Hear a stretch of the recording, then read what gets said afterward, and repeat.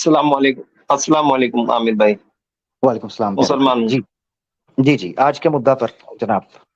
جی آج کے ہی مدعے تھے عامر بھائی. عامر بھائی ہمارے معاشرے میں بہت کم ہی آبادی ہے قائدیانوں کی.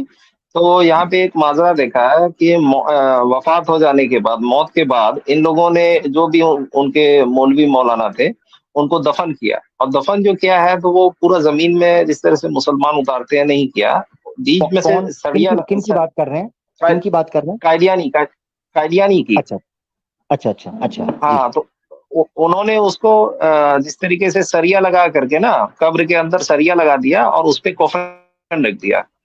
اور کوفن رکھنے کے بعد 9 مہینہ 9 دن کے بعد اس کو واپس سے نکالا. اور جو قائدیان ہے ان کا، وہاں پہ وہ لوگ کچھ جنت خریدتے ہیں. تو اس کو جب نکالا گیا تو بہت ہی سڑ گیا تھا، بدبو مار رہا تھا. تو واپس سے جو ہے اس کو کیمیکل وغیرہ ڈال کر کے یہاں سے اس کو پھر ٹرین سے جو ہے قائدیان بھیجا گیا. یہ کیا ماجرا ہے؟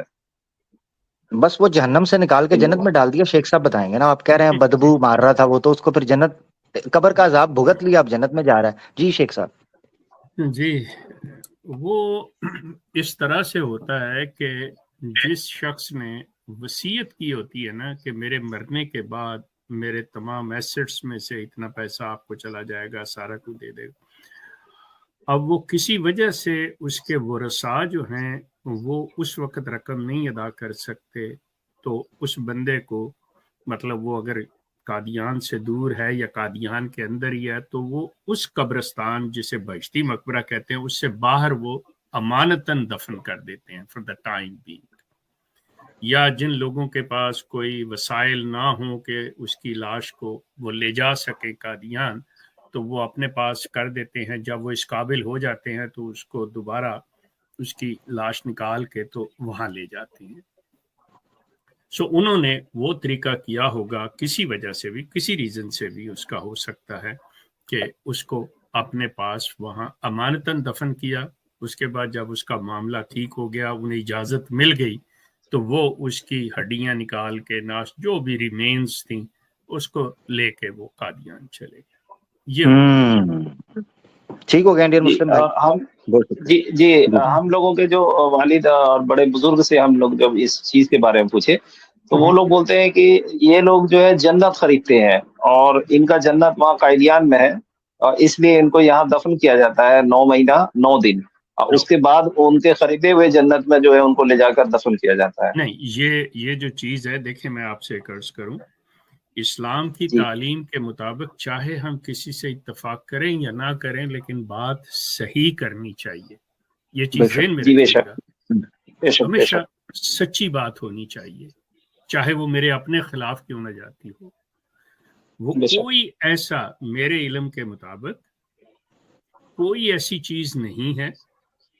میرے خاندان کے، میرے ماں باپ سمیت سب لوگ اسی جگہ پہ جو جنت کہا جا رہا ہے اسی میں دفن ہے. وہ بھی کہ وہ اس وجہ سے، جس کی جو میں نے آپ کو بتائی ہے کہ وہ اپنے پیسے پورے نہ دے سکے ہوں یا اس کے ورثاء نہ دے سکتے ہوں، تو وہ ان کو دفن نہیں ہونے دیں گے.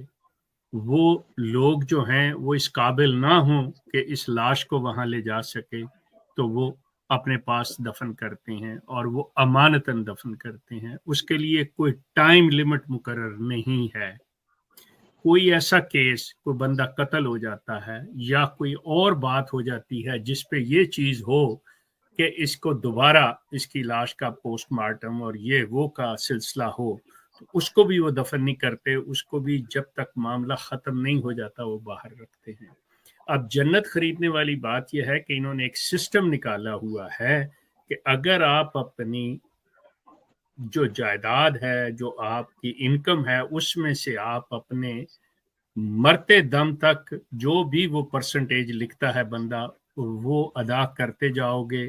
ساتھ اس کے بھی آپ نماز روزہ بھی کرو گے. یہ وہ تو ہم تصور کرتے ہیں کہ آپ نیک کام کرتے رہے، اور اسلام کی، مطلب اب اسلام ان کا احمدیت ہے جو بھی مذہب، اس کی خدمت کے لیے آپ نے ایک صدقہ جاریہ کے طور پہ یہ سارا کچھ دیا ہوا ہے. تو اس کو کہتے ہیں کہ آپ جنتی تصور کیے گئے. اس کو یہ نظام وصیت کہتے ہیں. اور جو وصیت کرنے والا بندہ ہے، مرد ہو تو موسی औरत हो तो मूसिया कहलाता है। ये है सारा सिलसिला। ठीक हो गया जी, अच्छा बहुत शेख साहब, शुक्रिया। जो टेक केयर जी, बहुत शुक्रिया मेरा भाई, बहुत शुक्रिया। अगले दूसरे कॉलर्स को भी लेना, 3 बजे पैक करना यार मेरा दोस्त। मैं यहाँ पर एक मजे का वाकया शेख साहब सुनाना चाहता हूँ। जी सर। हमारे एक दोस्त थे, उन्होंने जनाब इस्लाम कबूल किया, तो वो अपना वाकया सुना रहे। वो कहते हैं कि जनाब मेरे वालिद की डेथ हुई और मेरे वालिद की डेथ के बाद बॉडी पड़ी रही है, इन लोगों ने उनको दफनाने नहीं दिया, वो मूसी थे, और पर्चियां निकाल ली, अकाउंट सीधे कर लिए कि तुम्हारा इतना चंदा रहता है, इतने तुम्हारी वसीयत का बकाया है, जब तक ये दोगे नहीं तुम्हारे बाप को हम बहिश्ती मकबरे के अंदर नहीं दफनाएंगे।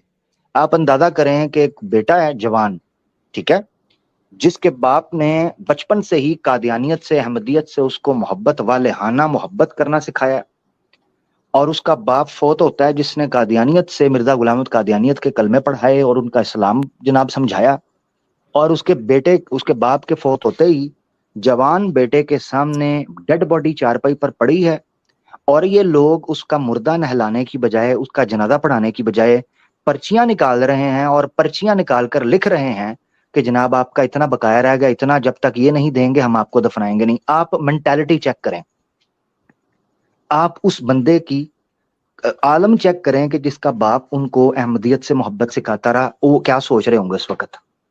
और यही वजह है कि उस बंदे ने बताया कि मेरे बाप की डेथ ने मुझे अहमदियत से नफरत करवा दी और मैं अहमदियत पर 4 हर्फ बेचकर छोड़ के आया। मैंने कहा ये क्या चवलपंती है, ये तो धंधा है, मेरे बाप आमिर भी मुझे मेरे सिखाता रहा। जी आमिर जी जी। मेरे वालिद, उनके कजन जो थे, उनके कजन, और कजन भी वही कि मेरे वालिद के मामू दादी के भाई, उनका बेटा फैसलाबाद के वेल नोन, मतलब मेरे वालिद के वो कजन मेरे चचा लगते थे, फैसलाबाद के वेल नोन लोगों में से, और जमात में बाकायदा तौर पे एक मालदार और बाकायदा नाम रखने वाला वो शख्स,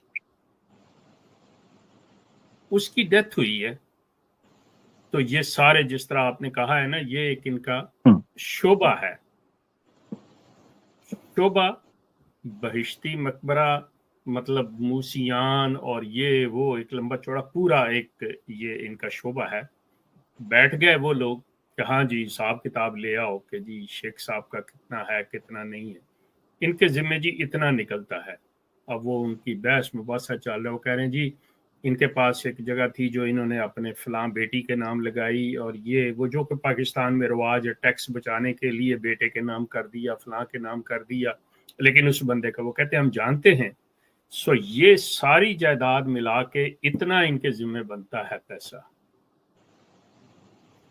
अब सिलसिला ये हुआ कि उनकी औलाद रो रही है, लिटरली।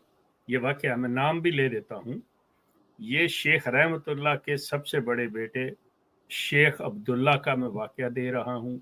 सफीना टेक्सटाइल प्रिंटिंग इनकी फैसलाबाद में थी, ये लोग जाने पहचाने लोग, ठीक हो गया। अब शेख अब्दुल्ला की डेथ होती है, उसका जनाजा पड़ा हुआ है, उसके बेटे जो हैं रो रहे हैं, कुलबुला रहे हैं, अपने बालों को नोच रहे हैं, और वो जो है वो कहते हैं जी ठीक है हम बिजी हैं, हम हिसाब किताब कर रहे हैं, ये है वो है।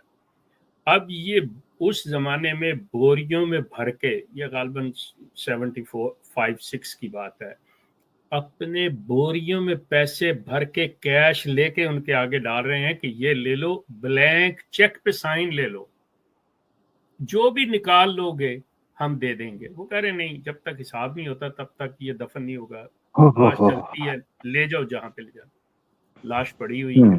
ये पड़े हैं जी बेसिक ह्यूमन राइट्स आपके।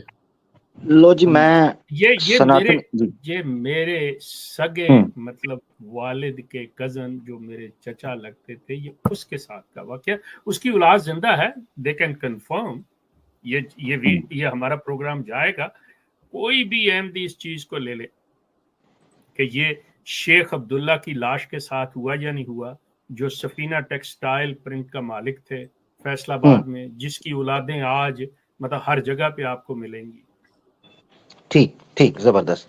मैं यहाँ एक जुमला मोहतारिजा के तौर पर हमारे सनातनी दोस्तों को मुबारकबाद पेश करना चाहता हूँ चंद्रयान 3 की اور اس سے بڑھ کر مبارکباد یہ ہے کہ چاند پر لنگ بھی انہوں نے تلاش کر لیا ہے.